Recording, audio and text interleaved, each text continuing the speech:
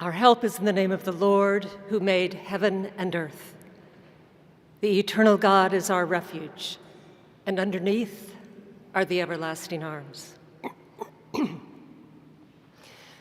have gathered to give thanks to God for the life of Landon Y. Jones, for the life of Lanny, to remember all in him that made so many love him, but in this place that he loved so well, we gather to remember more.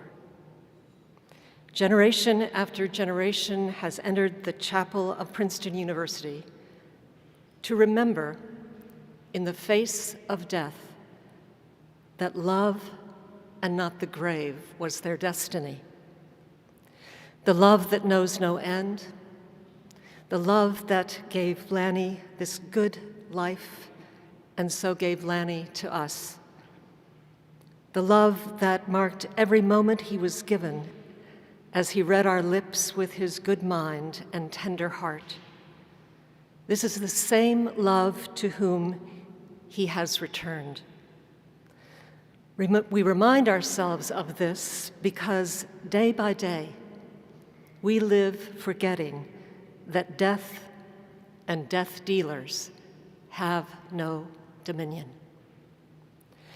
But today, perhaps because I just saw the revival of our town on Tuesday night, I imagine Lanny, like Emily Webb, revisiting us in this hour from his dwelling in the love that death could not conquer, coming to say to us, in the words of Emily's famous soliloquy, "Goodbye, world. Goodbye, Princeton. Goodbye to clocks ticking and food and coffee and sleeping and waking up. Oh, Earth, you're too wonderful for anybody to realize you. Do any human beings ever realize life while they live it, every minute?" Lanny Jones did. And we are grateful for those today who will remind us of the many ways Lanny realized life while he lived it every minute. I invite Lanny's family to begin our remembering.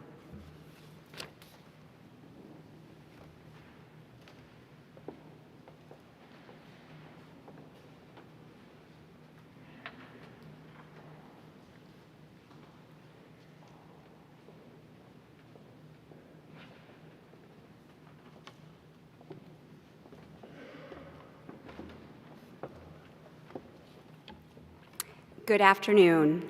For those of you who don't know me, I'm Rebecca Urcioli, Lanny and Sarah's oldest child. On behalf of the entire Jones family, I want to thank you all for being here today. I know my dad would be deeply touched to see that you are taking time out of your day to be here or watch the live stream. It means so much to all of us. Thank you. Landon, Cassie, and I would like to share some thoughts and memories of our dad, and I'll start with a few that stand out to me. When I was in middle school, I had a sleepover birthday party at our house on Mercer Road. I stepped out of the room for a while to grab some snacks, and I'll never forget the scene when I returned to the living room. Michael Jackson's Thriller album was blasting on the stereo, and my dad had joined the party. Not only had he joined the party, but there he was, front and center, surrounded by a group of my 12-year-old friends, learning how to do the moonwalk. I can still picture it so clearly. That was my dad. Even though he was an astute observer of life, he was rarely someone to just sit on the sidelines and miss an opportunity to learn and connect. Always the journalist, he wanted to do his research, get the story, and yes, master the moves. My dad had an insatiable thirst for knowledge. Perhaps because of his hearing loss as a child, he developed a love for taking in information by reading. He read everything. He absolutely devoured books, and at one point as a child, he even read through consecutive volumes of the encyclopedia. His love of books was a constant throughout his life. For Christmas, all he ever really wanted were pictures of his grandchildren, warm socks, gloves, or of course, books. More than once, he set up his Christmas books for a photo shoot so that he could share his excitement with his friends on social media. 3 days before he died, he was still sending me up to his office to track down a specific book for a project he was working on. When my dad set his mind to do something, he was determined.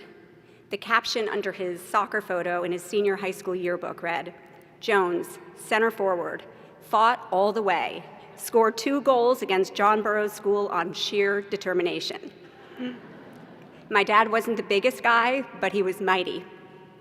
Our friend Pia de Jong shared a memory recently. She wrote, "I remember after his stem cell transplant, when he had to learn to walk again. He was trotting with the walker up Springdale Road to the golf club on his pencil-thin legs. Sarah, you were so lovingly following him by car. It was taking all of his energy, but of course he would not give up. If Lanny went for something, he really went for it." My dad loved to connect people. He had an uncanny ability to see the potential in any relationship, but he never stopped there. He found ways to nurture those relationships, and when he succeeded in bringing people together, nothing made him happier. We saw this in action growing up, especially at the dinner parties my parents hosted in Princeton. And in the last few months, we've learned so much more about how he did this professionally, connecting journalists, editors, aspiring writers, and offering a listening ear and advice. He was incredibly generous with his mind and his time. My dad showed up for people, and he showed up for life. When we were starting our adult lives, he gave us some very simple advice. Make it a priority to show up for the people who matter to you, especially for the important moments in their lives. He led by example in this way, and he always made sure that his presence, his support, and his love were felt. He greeted people with excitement, some yays, often some clapping, and sometimes he even jumped up and down, especially for the grandchildren. His exuberance was contagious, and it was such a gift to all of us. Thank you, Dad. I love you, and I will always be proud to be your daughter. We will carry your spirit with us always, and we will continue to show up for each other, just as you showed up for us. Thank you.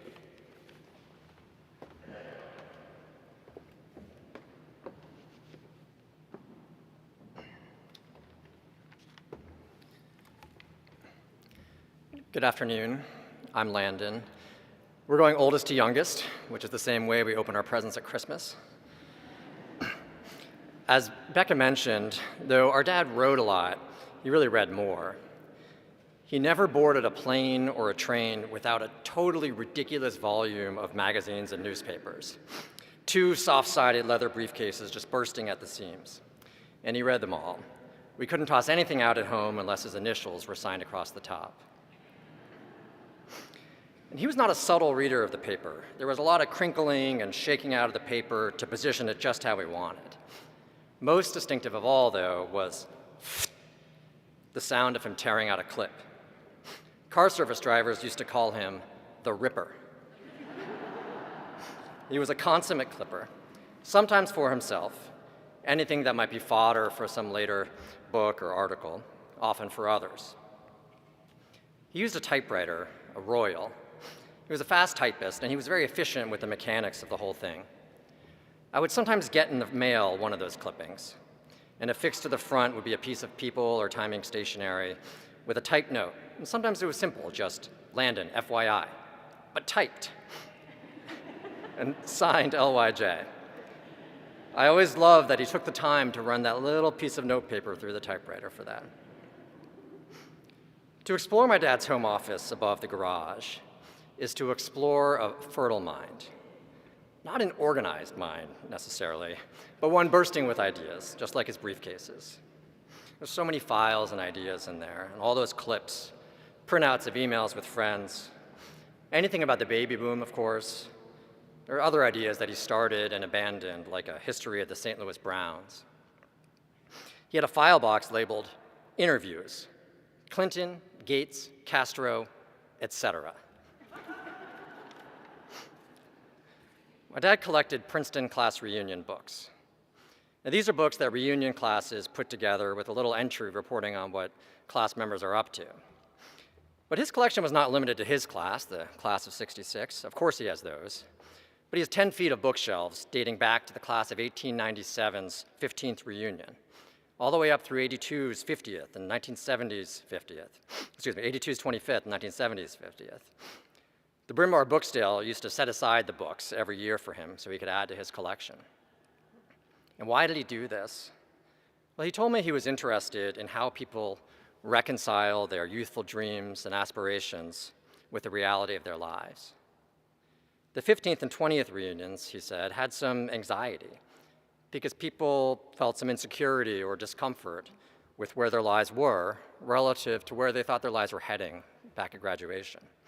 But by the 25th, age 47 or so, my age now more or less, everyone's lives and identities were mostly set. If you were a disappointment to your 22-year-old self, you'd come to terms with that and you could just enjoy the reunion. But my dad was an exception to this rule, his own conclusion. His life was not set at his 25th reunion.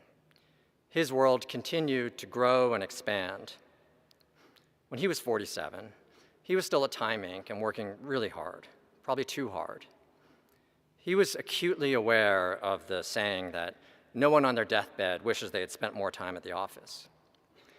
That was one of the few pieces of very expressed kind of dad wisdom I remember him sharing with me. That and home ownership is mostly about making sure water doesn't get in, which, as it turns out, that's not a metaphor. But during those days, Sunday dinners were protected, and he made it to things like concerts and summer swim meets, and he managed to coach soccer for me and Cassie somehow. But he missed a lot of Tuesday night dinners, the quieter moments of family time that happen when you're busy making other plans, to borrow another line that he liked.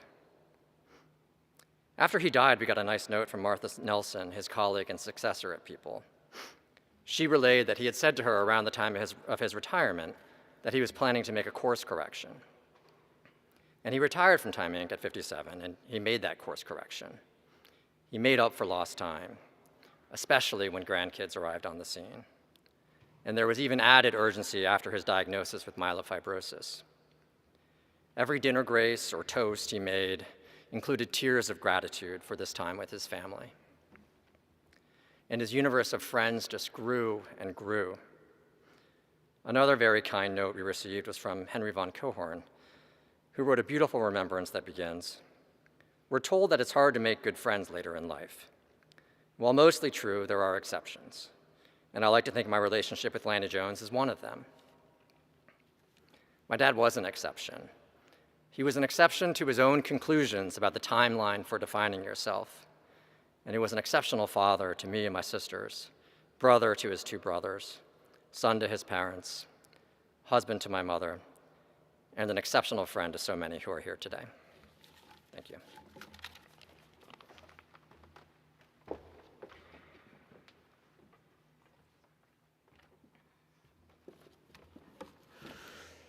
Hi, I'm Cassie, and I'm the youngest child.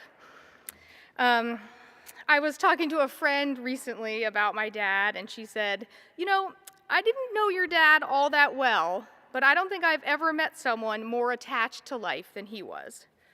Our dad gave so much of himself to living that even people that didn't know him that well could see it. He was attached to every day, every paragraph, every new idea, and to all of us. He spent the last 5 years of his life fighting unbelievably hard to hold on to all of it. We've talked today about his ability to continue evolving late in life, but he was also a man who knew himself and what he believed. He believed in our family, in the great class of '66, in the joy that comes from rooting for your sports team to win. He believed in books and the big skies of Montana and Wyoming. He believed he could catch the train if he ran all the way from the Time Life building to Penn Station. And with his Jones speed and optimism, he often did. He believed in always writing thank you notes, and that when it comes to writing, it's better to keep it simple. He believed that you should call your parents, and he believed in always getting the photo, and then probably another 5. He held the bulkiest 1980s video camera on his shoulder throughout the entirety of every one of my junior high school band concerts. I mean, big. He believed that O.T. Hodges was the best chili, and he believed that you should never pass up an opportunity to dance or put on a show. Have you really completed a barrel race on horseback unless you finish by waving your hat to the crowd, even if it might mean you fall off? He balanced his showmanship with a steady humility and belief in doing the right thing. On my parents' last night of their honeymoon in London, they encountered a man being attacked in the street. My dad grabbed my mom's purse and ran toward the scene, swinging the purse wildly at the attackers. He succeeded in distracting them, but he also landed in the hospital with what he would probably call a minor stab wound. Now, this surely isn't the way he wanted his honeymoon to go, but being the kind of person who would step up in a moment like that was very much how he wanted his life to go. We saw this reflected in stories some of his former colleagues at Time Inc. have shared about kindnesses he offered them at work, buying plane tickets for coworkers to attend family funerals, helping what seems like countless people get their start in journalism. His former colleague, Hilly Pitzer, wrote, "When I was in my 9th month of pregnancy, I was struggling, and he used to always follow me down the hall to make sure I got to my office in one piece." What a gentleman. No matter the setback he faced, he believed it was important to stay strong and get back to working out. And he believed that a turtleneck is, in fact, workout attire. He believed in walks through Mark I Park and always sent us pictures of the trees he loved the most. He knew that sitting by a fire was the best way to start a winter day, and he knew that sitting next to my mom and reading the paper was the best way to start every single day. There are, of course, some things he was not a fan of, like travel coffee mugs. Every morning, he left the house with his usual ceramic mug filled with coffee, inevitably spilling it all over his car as he drove to Princeton Junction. He did not like waiting or sitting still either. When we were kids, all of his corduroy pants were worn thin at the knee because he shook his leg constantly while working. One time a few years ago, we had watched an episode of the BBC show Shetland together, and when the show ended, he said, "Look, this show's great, but I just don't get TV. People just sit here and are entertained? I can't imagine wanting to spend my time that way." The notable exception to this was his annual Christmas Eve viewing of It's a Wonderful Life. At the beginning of the movie, there's a scene where Harry falls through the ice while sledding, and George jumps in to rescue him, suffering significant hearing loss as a result. My dad always covered his eyes and said, "Oh no, I can't watch," during that scene, and at every subsequent mention of George's hearing loss. At the end of the movie, Clarence gives George a copy of Tom Sawyer. Coincidentally, Mark Twain was the subject of my dad's senior thesis here at Princeton. When George opens the book, he finds that Clarence has inscribed it with the words, "No man is a failure who has friends." Going by that measure, my dad was surely the most successful man I've ever known. We want to thank you all for being here. He was honored to share his time here with us all. I'm so grateful to him for showing us how to live a life that is big and buoyant and full of heart. As my daughter said recently when we were talking about Papa, he was like a rainbow as big as the earth, a rainbow with all the colors. He showed us how to lead with joy, to root for the people around us, to relish in old friends, but stay open to new ones, and to always take the opportunity to wave our hats to the crowd. Thank you.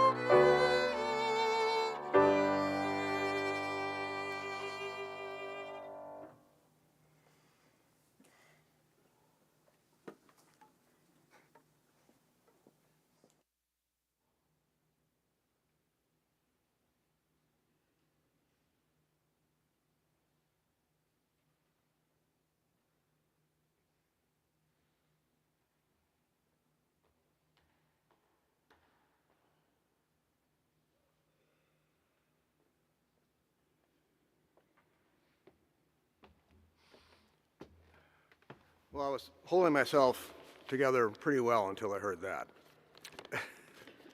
That was lovely. I'm Lanny's brother, Chuck.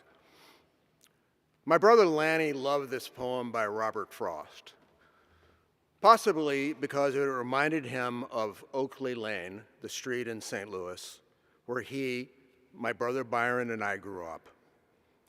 In my mind's eye, we were just a bunch of grimy kids spending our time playing backyard touch football and exploring the neighborhood woods. I'd like to read this in honor of our boyhood years. When I see birches bend to left and right across the lines of straighter, darker trees, I like to think some boy's been swinging them. But swinging doesn't bend them down to stay as ice storms do. Often, you must have seen them loaded with ice, a sunny winter morning after a rain. They click upon themselves as the breeze rises and turn many-colored as the stir cracks and crazes their enamel. Soon the sun's warmth makes them shed crystal shells, shattering and avalanching on the snow crust. Such heaps of broken glass to sweep away you'd think the inner dome of heaven had fallen. They're dragged to the withered bracken by the load, and they seem not to break, though once they're bowed so long for they never right themselves. You may see their trunks arching in the woods years afterwards, trailing their leaves on the ground like girls on hands and knees that throw their hair before them over their heads to dry in the sun. But I was going to say, when truth broke in with all her matter of fact about the ice storm, I should prefer to have some boy bend them as he went out and in to fetch the cows. Some boy too far from town to learn baseball, whose only play was what he found himself, summer or winter, and could play alone. One by one, he subdued his father's tree by writing them down over and over again until he took the stiffness out of them. And not one but hung limp. Not one was left for him to conquer. He learned all there was to learn about not launching out too soon, and so not carrying the tree away clear to the ground. He always kept his poise to the top branches, climbing carefully with the same pains you'd use to fill a cup up to the brim, and even above the brim. Then he flung outward, feet first, with a swish, kicking his way down through the air to the ground. So was I once myself a swinger of birches, and so I dream of going back to be. When I'm weary of considerations and life is too much like a pathless wood where your face burns and tickles with the cobwebs broken across it, and one eye is weeping from a twig's having lashed across it open, I'd like to get away from Earth a while and then come back to it and begin over. May no fate willfully misunderstand me and half grant what I wish and snatch me away not to return. Earth's the right place for love. I don't know where it's likely to go better. I'd like to go by climbing a birch tree and climb black branches up a snow-white trunk toward heaven, till the tree could bear no more, but dipped its top and set me down again. That'd be good both going and coming back. One could do worse than be a swinger of birches.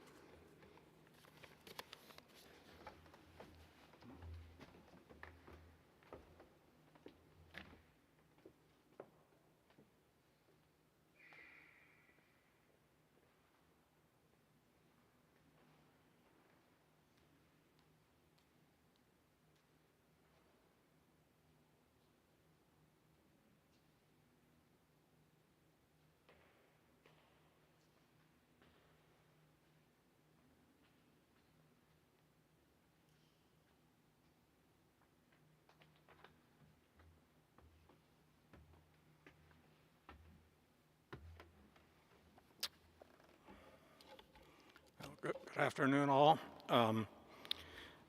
My name is Mike Whitty, and I've been honored to call myself a friend of Landon Y. Jones, Jr., since 7th grade in St. Louis, Country Day School.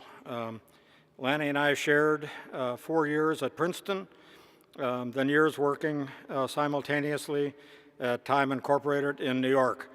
And of course, like many of us here today, my wife Sally and I have long enjoyed the hospitality of Lanny and his dear wife Sarah here in Princeton.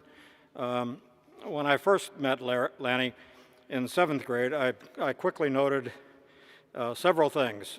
First, he was of average, maybe slightly below average height relative to his classmates, but perhaps as a compensation, Lanny had a gigantic, enormous forehead. Surely a sign of superior intelligence. The second one noticed immediately that Lanny had a wide open smile that stretched almost literally from ear to ear. His smile said welcome to me, and it literally offered a lifetime of friendship.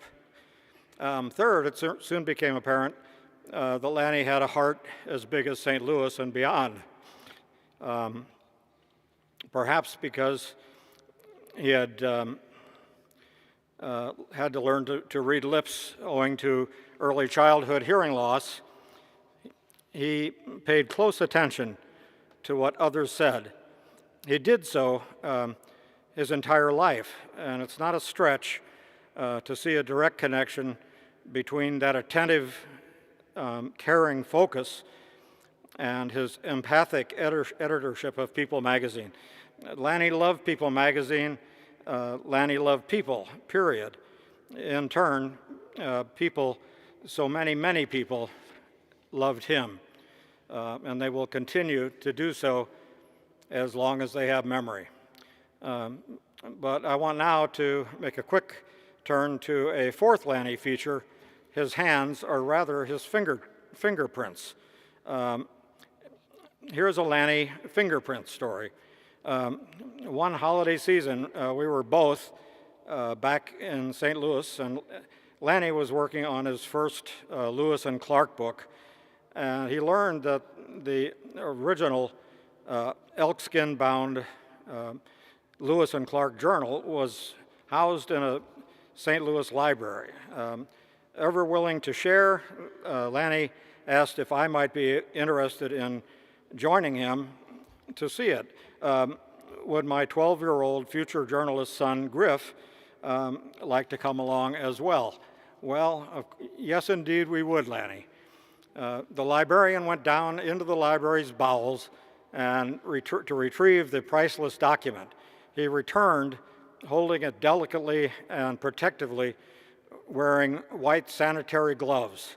He offered it to Lanny, who, ungloved with bare hands, and the reflexive editor that he was, began furiously licking his fingers and rapidly flipping through the still supple 1805 pages until he reached the goal, the moment when William Clark and the Exploration Party, after an incredibly arduous crossing of the Rockies, they're finally convinced of having their first view of the Pacific Ocean. Oh, the joy. So now I would argue that Lanny Jones has left significant fingerprints on far more than the Lewis and Clark Journal. He has left his mark on an entire generation of Americans, the baby boomers, whose name he popularized. Lanny Jones has also left a lasting imprint on the field of journalism, revolutionized by People magazine, his People magazine. The fingerprints of Lanny Jones are all over the town of Princeton through his principled stewardship of the Alumni Weekly and his longtime residence here with his dear wife, Sarah. Lanny's prints are on me personally. After finally somehow graduating from Princeton, I was working 6 days a week as a waiter in New York, failing miserably in my attempt to start a career as an artist. I was about to give up and go God knows where when I got a call from Lanny and Sarah inviting me to New Jersey on my Sunday off. We went to the Jersey Shore, and while sitting on the beach looking at the Atlantic, Lanny casually remarked, "Hey, Mike, a job just opened in the Time magazine art department. Would you be interested?" Well, my God bless you, Lanny. You better believe I would. We who are assembled here today have all been blessed by the touch of this remarkable, extraordinarily generous, courageous, supremely talented, yet improbably modest human being. We can't thank you enough, Lanny. Oh, the joy.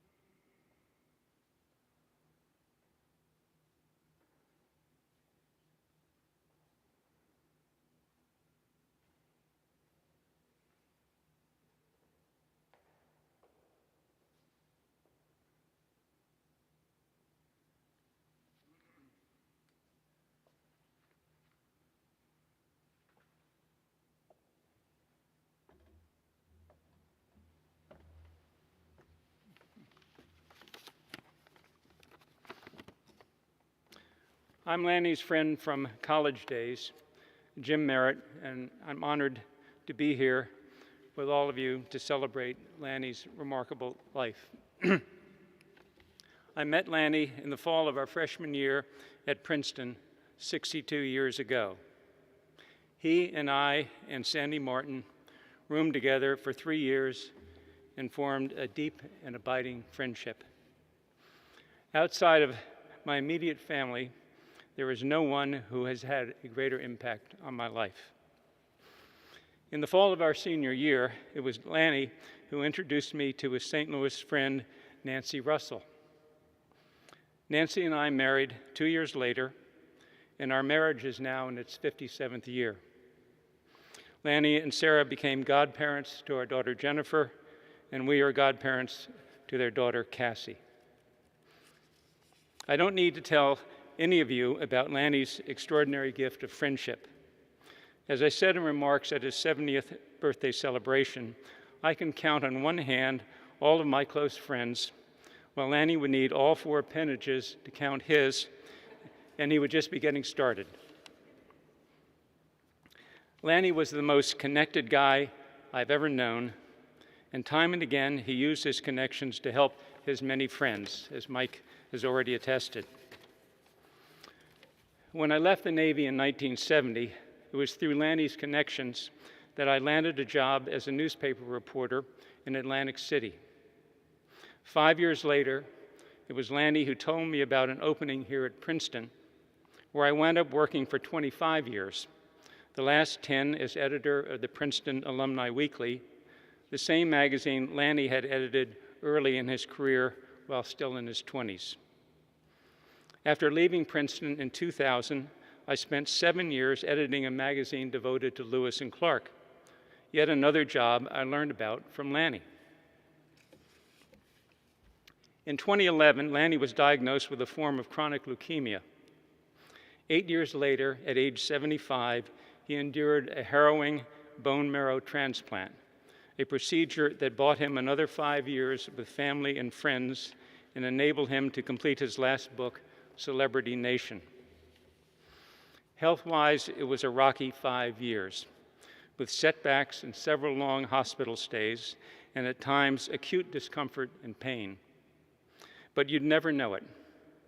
His courage and attitude were inspirational. He took every day as a gift and remained upbeat and forward-looking to the end. He spent much of his last year researching a book he hoped to write about Scott Fitzgerald and other Midwesterners and their influence on American life and culture. I visited Lanny at home just 10 days before he left us. He was lying in the hospital bed set up in the downstairs study. He was tired, exhausted, having just completed a physical therapy session that consisted of sitting on the side of the bed and holding the position for 20 minutes. It was agonizing, he said. I have no muscle mass. We talked about life, noting how fortunate both of us were for the lives we'd lived. He scrolled through his phone, showing me photos received in the last few days of his kids and grandkids at the A-Bar-A Ranch in Wyoming, where he and Sarah had taken them for years. Now they were there without them. My visit came to an end on an odd but affecting note. I'd brought him some fresh ears of corn purchased at a local farm stand, and his eyes lit up at the thought of having them for dinner. He said emphatically, "I love corn." The remark made me smile. I was happy to make my friend happy, and I left feeling good, not realizing it was our last goodbye. So thank you, Lanny, for your love and friendship for all these many years. I think of you every day. We miss you.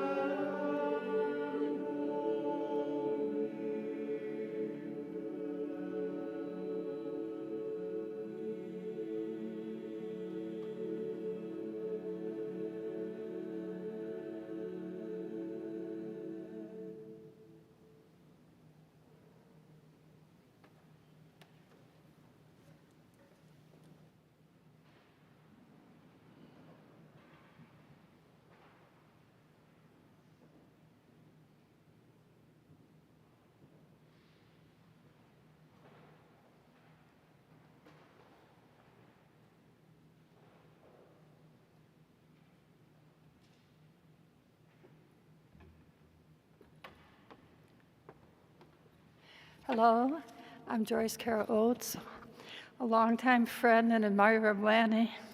I must say, I'm just overwhelmed by the beauty of this memorial. I'm just hoping I can get through my remarks. Such beautiful music. I think we're all a bit overwhelmed. Thinking of our dear beloved friend Lanny, I moved to recall these beautiful lines by William Butler Yeats. Think where man's glory most begins and ends, and say my glory was I had such friends. Of the many wonderful people I've come to know in Princeton since my husband Ray Smith and I arrived in August 1978, it is Lanny who came to seem the most central, the most emblematic. Of a generation following such luminous Princeton presences as Ed Cohn, Robert Fagles, and Mike Keeley. And like them, proudly identify with the Princeton community, suffused with hospitality toward newcomers and with unfailing generosity and magnanimity of spirit. This is a post-war generation about which Lanny wrote so memorably in his most frequently cited book, Great Expectations, America and the Baby Boom Generation, 1980, which gave to the English language a new term, baby boomer, eventually shortened to just boomer, and it's now ubiquitous. For this book alone, Lanny really earned the equivalent of a PhD in sociology from a major university. As editor of People magazine for 8 years, its peak years, 1989 to 1997, Lanny brought to the profession of journalism the respect for and tireless curiosity about America that characterized his daily life as a citizen of Princeton. Under his guidance, the magazine flourished. It was Lanny who sought out stories about unknown small-town Americans who had done something exceptional that was worth notice in a national magazine. Lanny commissioned interviews with writers and poets, not surprisingly for one who was, like Lanny, a longtime member of the Princeton University English Department Advisory Board. And he also commissioned interviews with artists and musicians. These were published side by side with interviews and articles about very famous people, about stars. His sympathy was always with people who had contributed something or done something of great value to society. However, I must say parenthetically, Lanny was a very shrewd editor, and I believe Princess Diana appeared on the cover of People like 17 times. And that did not hurt sales. And he came to know Princess Di personally. Lanny combined the intellectual curiosity of a social scientist with the fascination of a journalist for the story. He had a particular interest in that most American morality tale, Scott Fitzgerald's The Great Gatsby.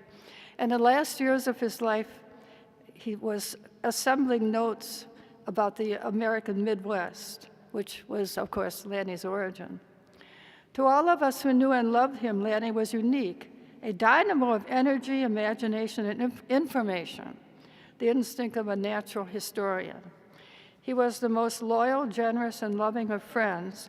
His gift to me on the occasion of a birthday was a large festive dinner with all of our mutual friends, one of the high points of my life in Princeton. Above all, Lanny loved to laugh, and his laughter was contagious. He saw the absurdity of much in American life. His last published book is Celebrity Nation: How America Evolved in a Culture of Fans and Followers. But Lanny had, more importantly, a gift for happiness, for spreading happiness. I am hoping that Lanny understood how precious he is to all of us and how he is irreplaceable in our hearts. Thank you.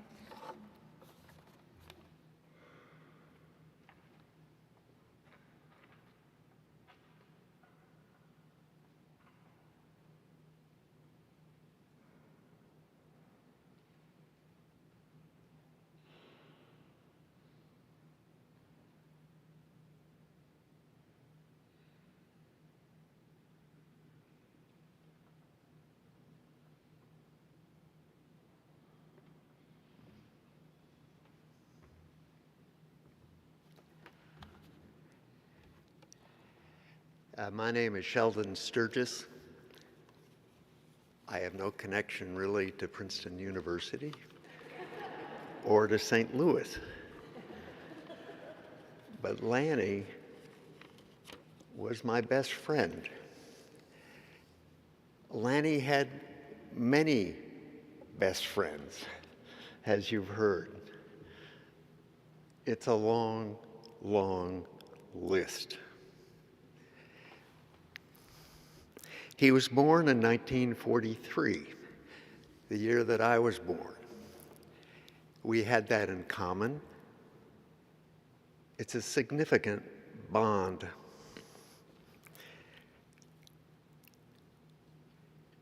We love to talk with each other. We were both working in publishing, in the magazine business, and has been noted, Lanny was infinitely curious, truly, truly curious. And, unlike me, he was accurate and doubly fact-checked. As my friend, he was always supportive and humorful. And this is the most important thing. He always had a smiling affection in his eyes, even at the very last.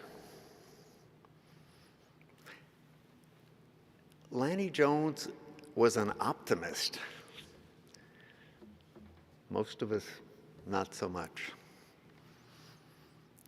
We commuted to New York together. We may have sat next to each other on the way into Princeton and then back from New York City 400 times in conversation.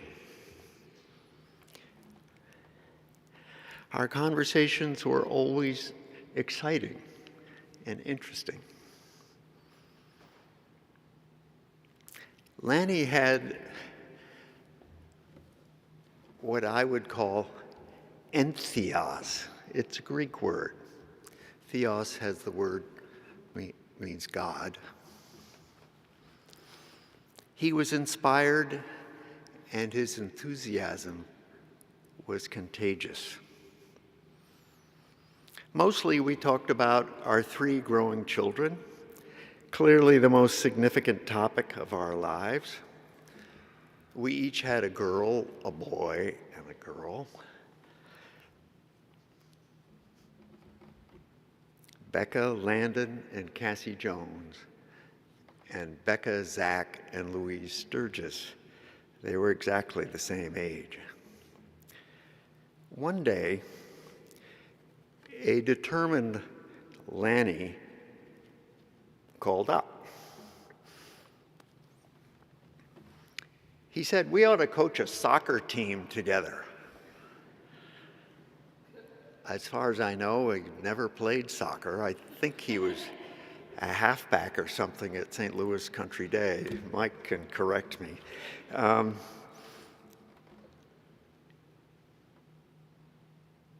So the result was our 2 sons, Zachary and Landon, played on this soccer team together for a couple of years as we offered our not too significant tips on how to play soccer. And then a couple of years later, the mighty sort of twin immortals, Cassie Jones and Louise Sturgis, formed with us the first mighty girls traveling team. There'd never been one in the town of Princeton. And it makes me think, when I was a kid in school, there was a girls' basketball team. And before the girls could only take 2 steps, and then they had to throw the ball because they didn't want to hurt anybody. Well, this traveling team with Louise and Cassie was very different. These kids were banging their shoulders against each other and running around, and it was a rough, tough team. And we frequently won. And it went on for, I think, 4 or 5, maybe 6 years, a long time.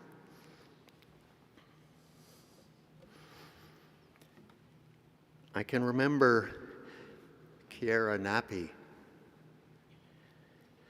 cheering loudly for her daughter Ilana. And Stephanie Rigolo was so fast. As we all know, Lanny collected true stories. And we know of his stories about the celebrities that he interviewed. Princess Di, and I Googled how many times Princess Di was on the cover of People, and the answer is 52 times. He started it.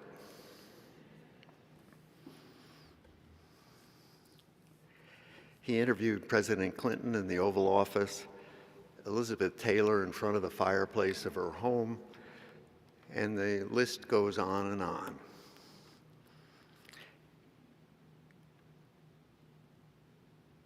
He loved America,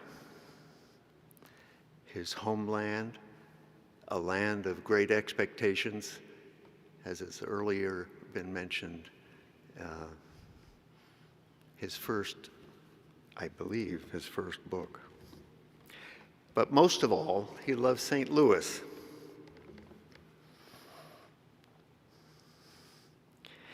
St. Louis was the home of William Clark, as you've heard, and of Lewis and Clark fame, and of T.S. Eliot. But most, he loved the St. Louis Cardinals. Many of you may not know of the sport of baseball, but for young kids in the late 40s and early 50s, baseball was everything. We often talked about Game 7 of the 1946 World Series. Many of you may not remember that. The Red Sox were ahead. Sorry, they were never ahead. It was, I misread it. The Red Sox were playing the Cardinals for the World Championship. I think of it as Lanny's origin myth, except it was true. The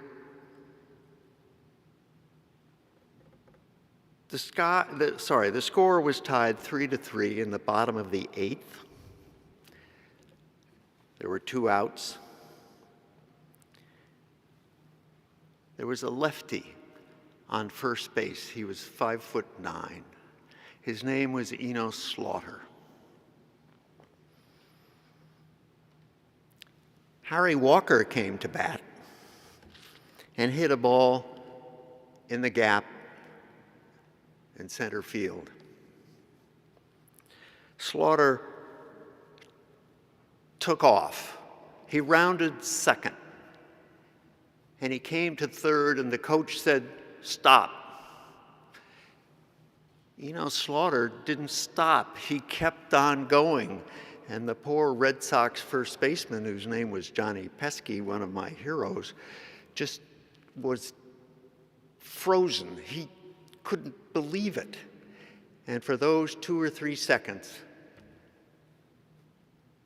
Slaughter scored. He had dug deeply, and he scored, and the Cardinals won the World Series.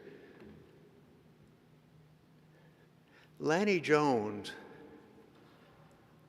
dug it out in his life with perseverance, with determination, and dedication. Lanny, you scored and won many, many times in life.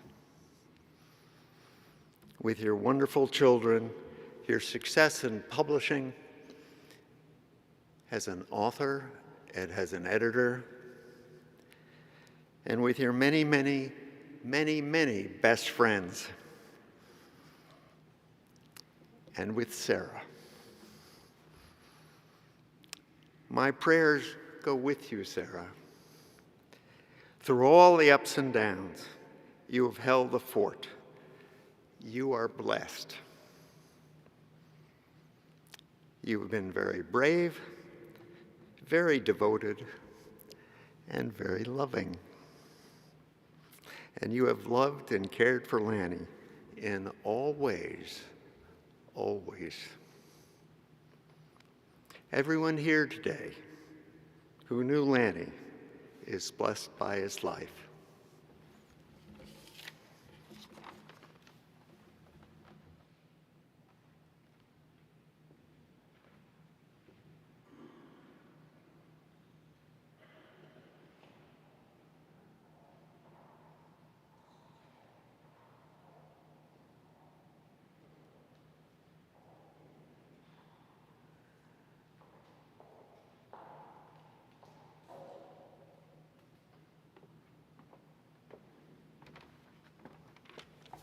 Hello, my name is Jane Arcioli, and I'm Lanny's oldest granddaughter. I will be reading In Blackwater Woods by Mary Oliver. Look, the trees are turning their own bodies into pillars of light, are giving off the rich fragrance of cinnamon and fulfillment. The long tapers of cattails are bursting and floating away over the blue shoulders of the ponds. And every pond, no matter what its name is nameless now. Every year, everything that I have ever learned in my lifetime leads back to this. The fires and the black river of loss, whose other side is salvation, whose meaning none of us will ever know. To live in this world, you must be able to do three things: to love what is mortal, to hold it against your bones, knowing your own life depends on it, and when the time comes to let it go, to let it go.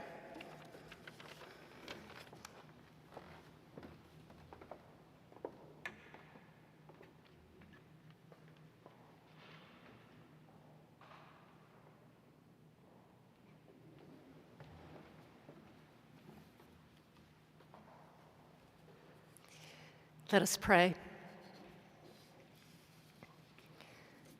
O God, from whom we come, unto whom we return, and in whom we live and move and have our being, we praise you for your good gift of life, for its wonder and mystery, for its friendships and deep loves. We thank you for the ties that bind us one to another. We bless you for your patient and loving dealings with us, whereby you ever teach us your way, for the meaning that lies hidden in the heart of sorrow and disappointment and grief, and for your guiding hand along the way of our pilgrimage. We give thanks to you for your servant Lanny, recalling all in him that made so many love him. Especially do we thank you for every moment we were privileged to spend with this kind, curious, generous, energetic to the point of giddy, endlessly inventive, and unfailingly loving child of thine. Hear now our gratitude for the things of this world that Lanny loved and that we loved about him. The life of the mind whose curiosity was ignited in an English class on this campus, and first given vocational definition at the Daily Princetonian and Princeton Alumni Weekly. For the journalistic life that indulged his curiosities and filled as well as founded magazines. For the writing life that forever named a generation, and in the isolation of his own illness diagnosed this nation's obsession with celebrity. And for the book he still had in him of the West and Midwest's counter-migration east, had he been given time enough and health.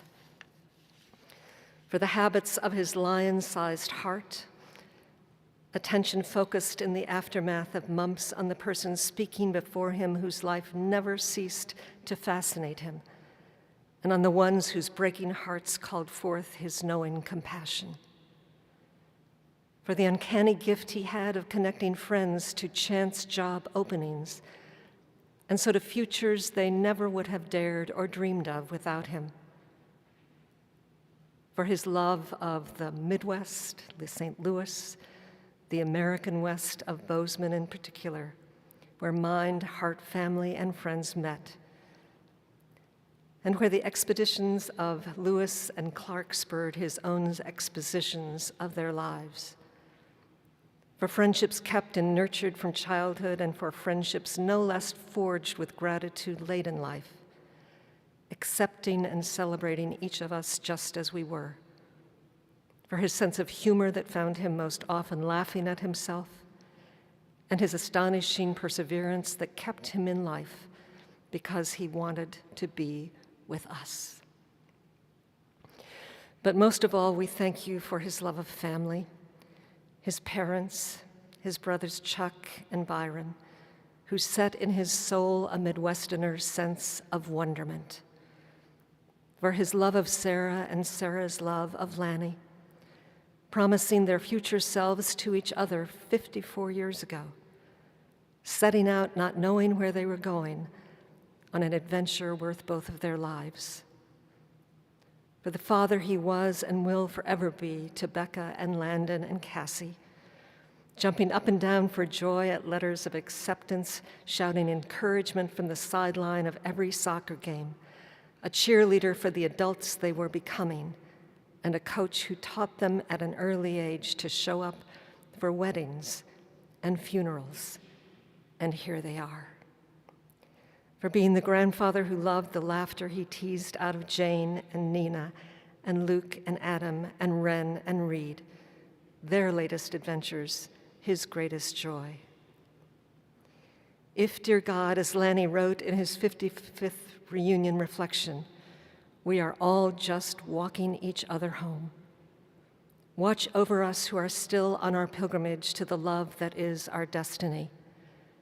Comfort us with a comfort we cannot give ourselves, but also accompany us with the presence of this singular friend, colleague, husband, father, grandfather, so that our brief meeting on earth might become something more as we remember it when we lie to die. O God, who has ordered this wondrous world and who knows all things in earth and heaven, so fill our hearts with trust in you that by night and by day, at all times and in all seasons, we may without fear commit those who are dear to us to your never-failing love for this life and the life to come. Amen.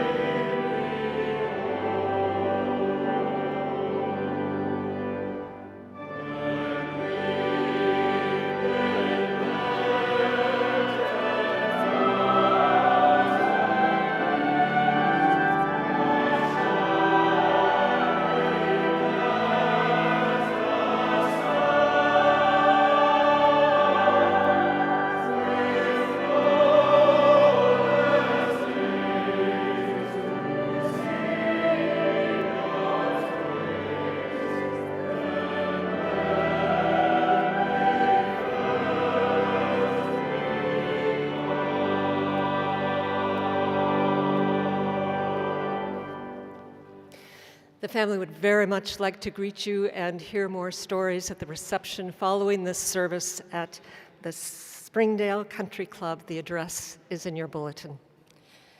As we began with Thornton Wilder's words, "In our town," we end with his words, a Princeton graduate, by the way, master's degree, from the bridge of San Luis Rey. "But soon we shall die, and all memory will have left the earth, and we ourselves shall be loved for a while and forgotten. But the love will have been enough. All those impulses of love return to the love that made them.